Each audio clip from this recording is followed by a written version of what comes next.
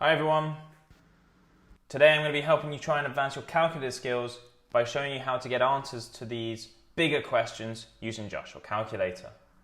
The calculator I'll be using in this video will be the 991EX Plus. However, you can use earlier versions such as the 991ES. It's quite important when you're doing a question like this that you know that you can check your answers as you go along. As you can see here, this question is worth 13 marks, which could easily make the difference between 1 to 2 grades in your exam. Equally, the time benefits gained from moving on from a question like this with confidence could give you the additional time to get marks elsewhere in the paper. So, whenever you get a question like this, my recommendation is to start with using your calculator. So that's what we're going to do. We can see that we need to differentiate this expression, y is x minus 4 over x squared, and then we need to show that the second differential is this. So it's nice, we already have something built into the question which will help us check our answers. But first we want to bring up the calculator and we want to test the differential.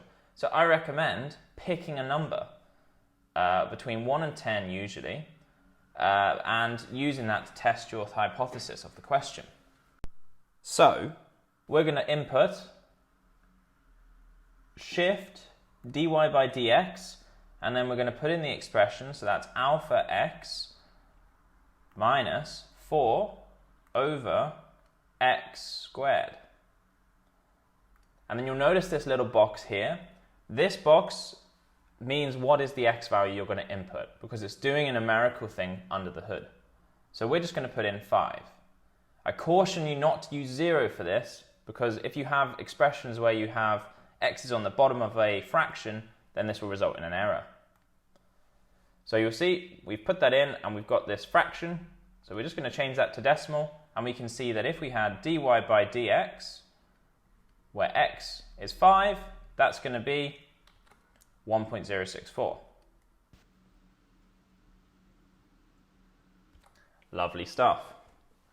So now that we've done that, we're free to move on to the next bit of the question, which is actually solving and finding dy by dx. So y is x minus 4 over x squared. We can differentiate that, so dy by dx will be equal to 1 plus 8x to the minus 3, which is also 1 plus 8 over x cubed. Now what we can do to test our hypothesis is we can input this expression back into the calculator. So we can say, let's put in 1 plus 8 over x to the power of 3. And then what you can say is put in x is 5 with the calc button, and that comes out to be the same answer. You could also do this manually, so you could say, let's put it just a 5 on the bottom. But if you're doing this, then you're more prone to potentially making mistakes. You're also just slower. Okay, awesome. So next up, we want to test what our next one's going to be. So again, we put in this expression once again. So we can say shift d by dx, so 1 plus 8 over x cubed. And again, I'm going to put in arbitrarily the 5. And you can see that d by dx, where x is 5, is equal to 0.0384.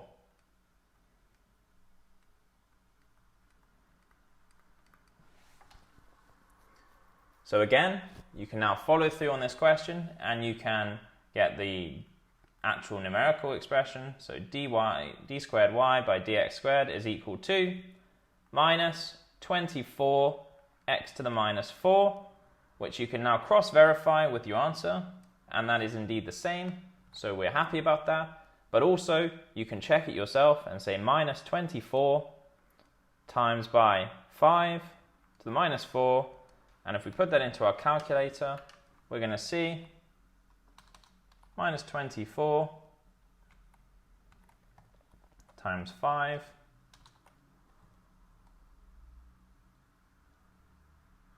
to the power of minus 4. So what we can see here, if we change it to decimals, it is also minus 0.0384. At this point, we know with confidence that we've solved the first part of the question, and indeed now we can move on and solve the rest of the question. Since that's not the aim of this video, that's where I'm going to leave it here. I hope you found this video useful and that it will be beneficial for you in your future learning.